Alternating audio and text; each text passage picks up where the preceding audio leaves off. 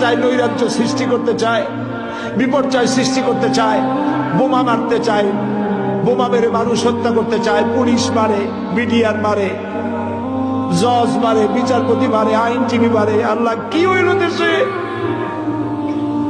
আল্লাহ তুমি দয়া করো, তোমার দয়া ভিক্ষা চাই, তোমার কাছে দয়া ভিক্ষা চাই, দয়া করো বাবু, দয়া করো।